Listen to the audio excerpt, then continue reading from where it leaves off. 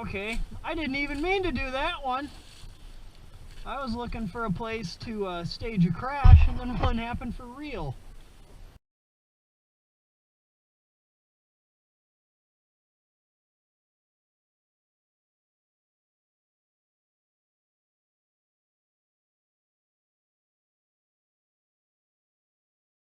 Okay, the first advanced technique we're going to cover is crashing on a hill.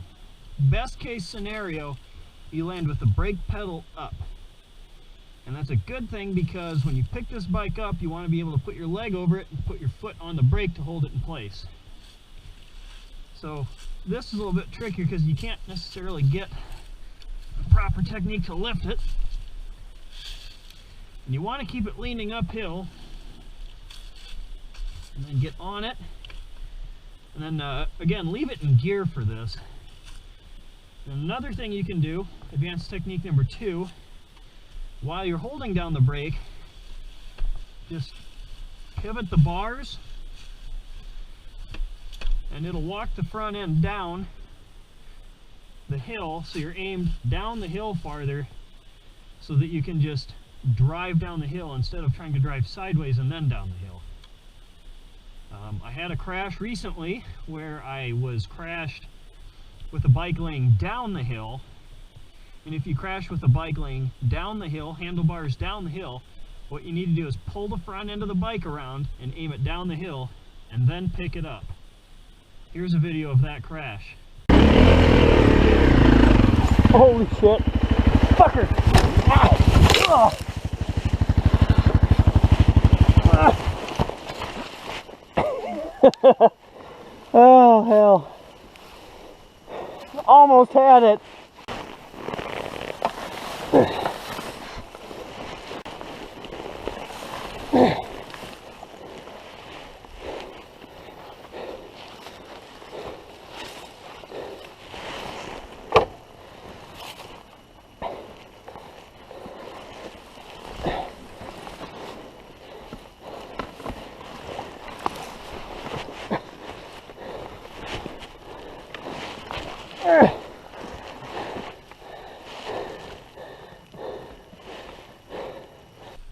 A similar technique of pulling the front end back down the hill applies when you crash while going up a hill. Now I'm using the molehill version, not the mountain version of a hill, obviously, but I'm just screwing around in my backyard, so I don't want to have to really work to show you this. Now the best way to get this back down, I found, this part's counter to what I said before, because I said before turn the bars down, and here I just turned them up. Now the reason for turning them up like I did is because when you're dragging the front end back down the hill, it's easier to grab it this way, and also you can grab it and turn it if you get it on the dirt like this. You can pull the wheel and rotate it, and that provides this much leverage for you to get the bike turned back down the hill.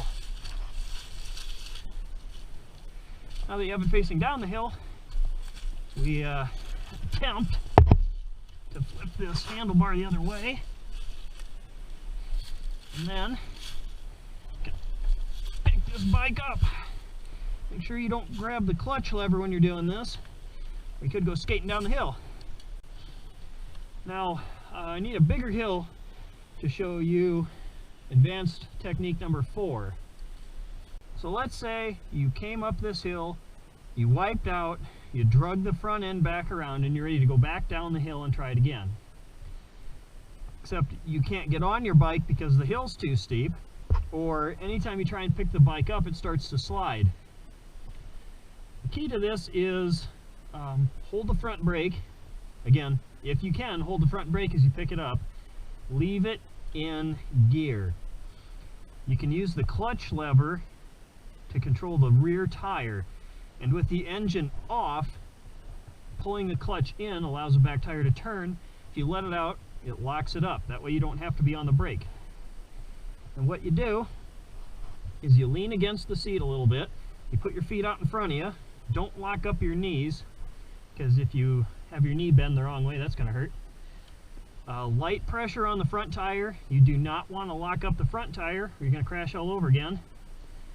And you pull in the clutch just until it starts to slip. And then you can walk your bike down the hill, leaning it slightly against you. That way you can push against it. You can keep each other stable. And then you're down the hill. So those are the recovery techniques I use and that work well for me. Hopefully I've saved one person's back, and that would make it worth it to me. So thank you for watching, and stay tuned for more videos on dual sport adventure riding.